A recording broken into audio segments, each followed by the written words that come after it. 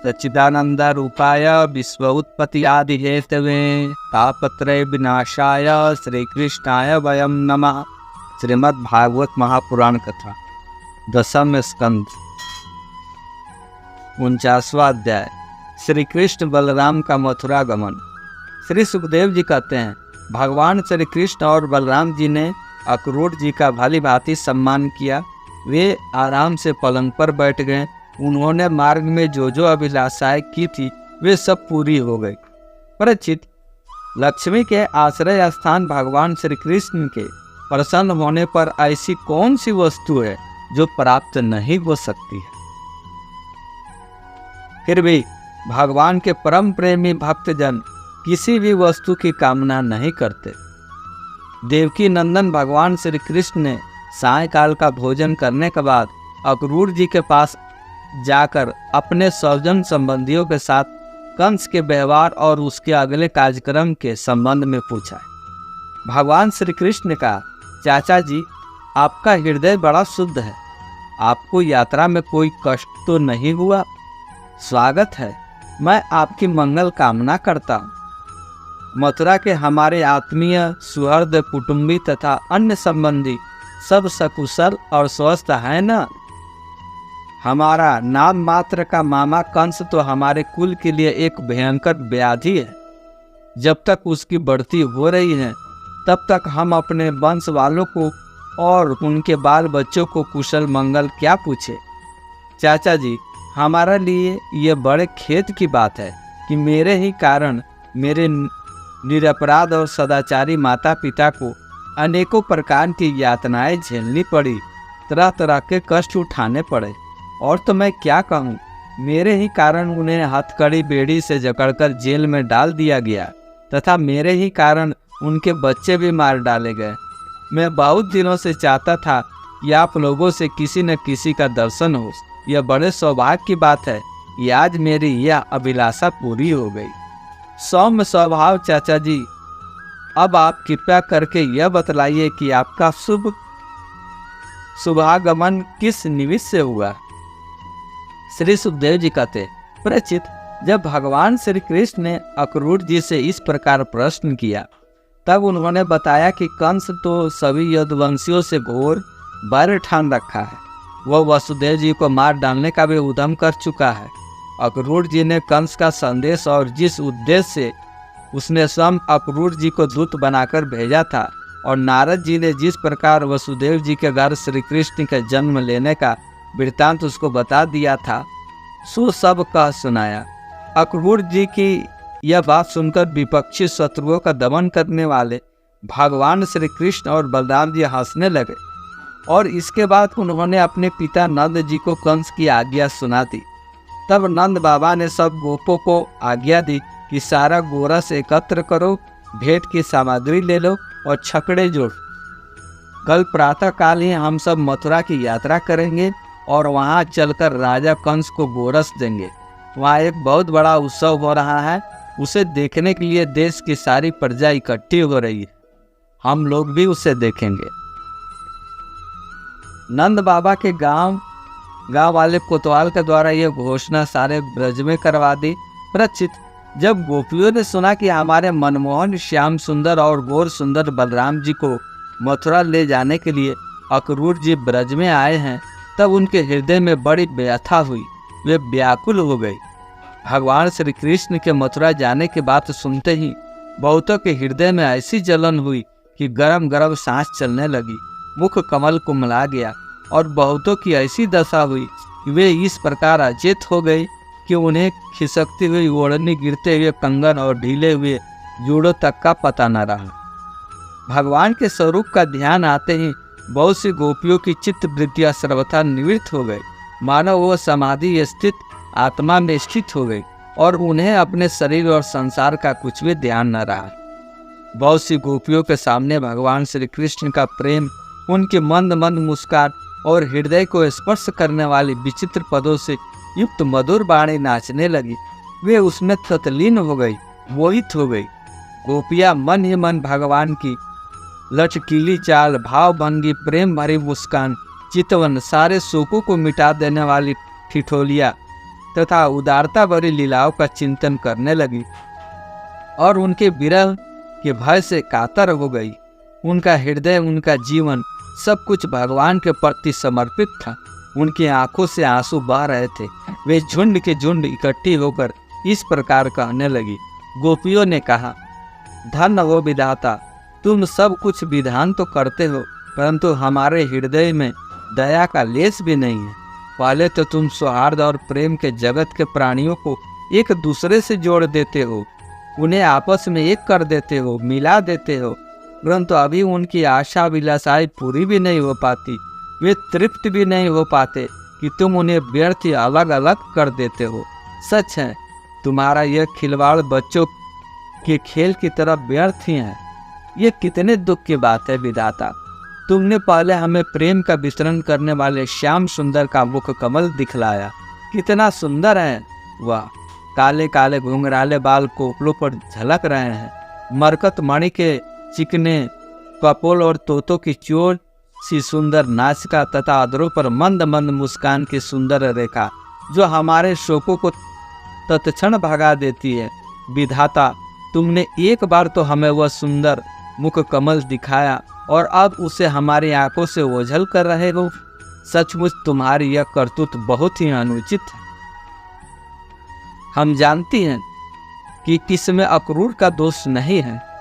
यह तो साफ तुम्हारी क्रूरता है। वास्तव में तुम ही अक्रूर के नाम से यहाँ आए हो और अपनी ही दी हुई आंखें तुम हमसे मूर्ख की भांति छीन रहे हो।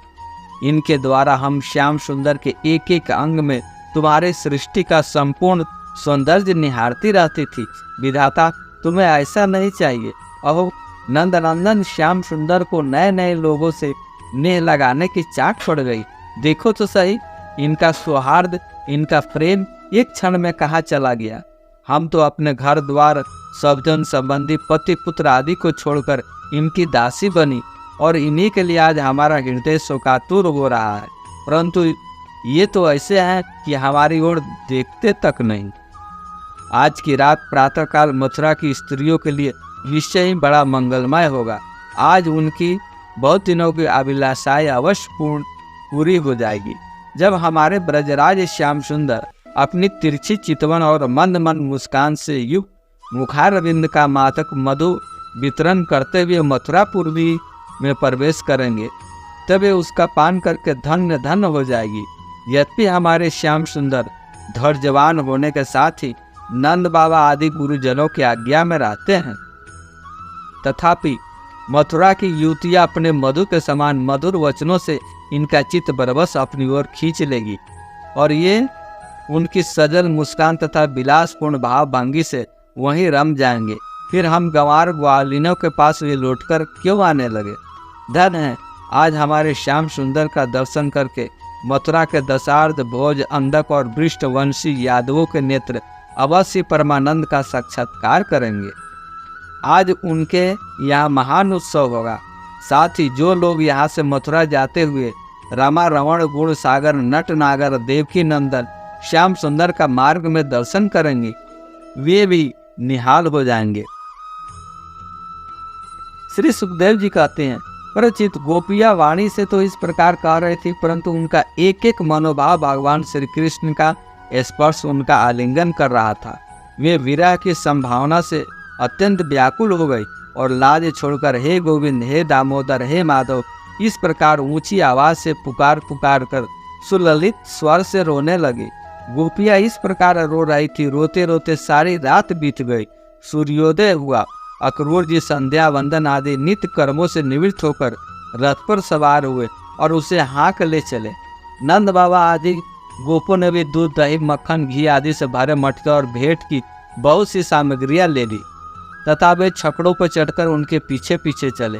इसी समय अनुराग में रंगी हुई गोपियाँ अपने प्राण प्यारे श्री कृष्ण के पास गई और उनका चितवन, मुस्कान आदि निरख कर कुछ कुछ सुखी हुई। अब वे अपने प्रियतम श्याम सुंदर के कुछ संदेश पाने की आकांक्षा से वहीं खड़ी हो गई।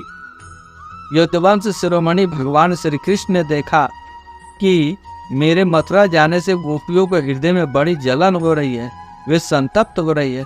तब उन्होंने दूत के द्वारा मैं आऊँगा यह प्रेम संदेश भेजकर उन्हें धीरज बंधाया।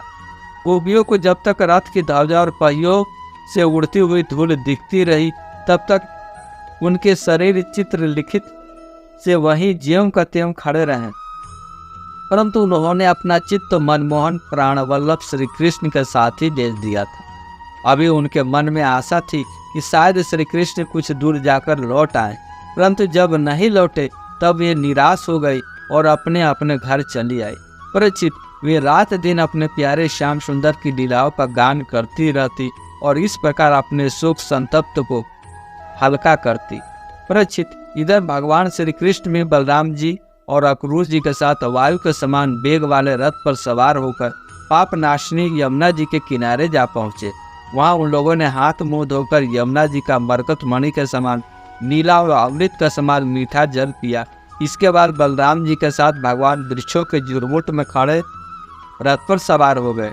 अक्रूर जी ने दोनों भाइयों को रथ पर बैठाकर उनसे आज्ञा ली और यमुना जी के कुंड में आकर विधिपूर्वक स्नान करने लगे। उस कुंड में स्नान करने के बाद वे जल में डुबकी लगाकर गायत्री का जप करने लगे। उसी समय जल के भीतर अक्रूर जी ने देखा श्री कृष्ण और बलराम दोनों भाई एक साथ ही बैठे हुए हैं। अब उनके मन में यह शंका हुई कि वसुदेव जी के पुत्रों को तो मैं रथ पर बैठा आया हूँ, अब वे यहाँ जल में कैसे आ गए? जब यहाँ है तो शायद रथ पर नहीं होंगे। ऐसा सोचकर उन्हें सिर बाहर निकालकर देखा तो वे उस रथ की पूर्ववत बैठे हुए थे।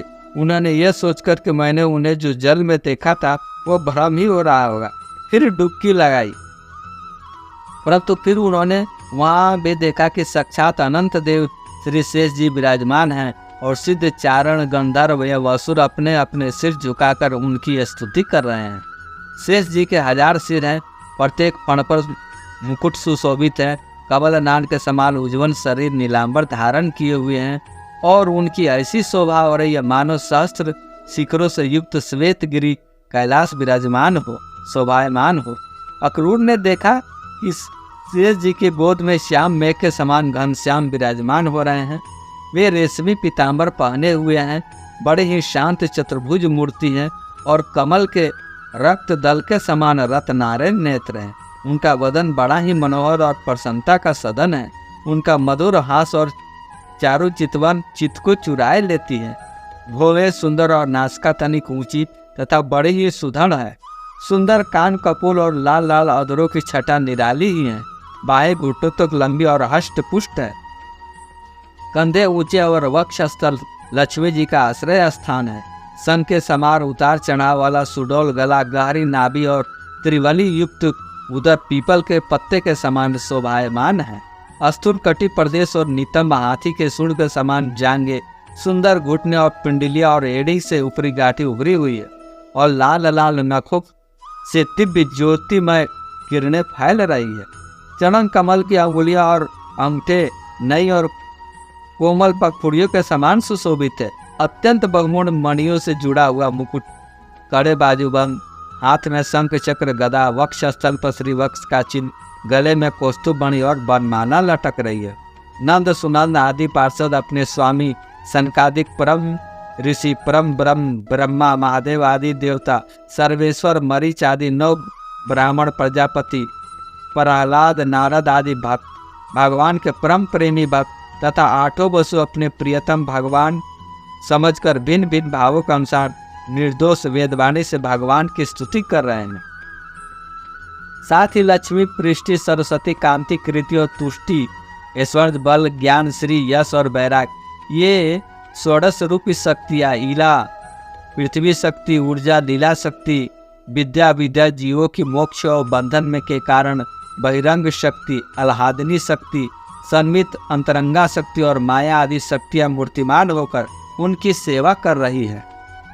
भगवान की यह झांकी निराकर अक्रूर जी का हृदय परमानंद से लबालब भर गया। उन्हें परम भक्ति प्राप्त हो गई। सारा शरीर हर्षावेश से पुलकित हो गया। प्रेम भाव का उद्रेक होने से उनके नेत्र आंसू से भर गए। अब अक्रूर जी ने अपना साहस बटोरकर भगवान के चरणों में सिर रखकर प्रणाम किया और वे उसके बाद हाथ जोड़कर बड़ी सावधानी से धीरे धीरे गदगद स्वर से भगवान की स्तुति करने लगे। शेष अगले वीडियो में। राधे राधे।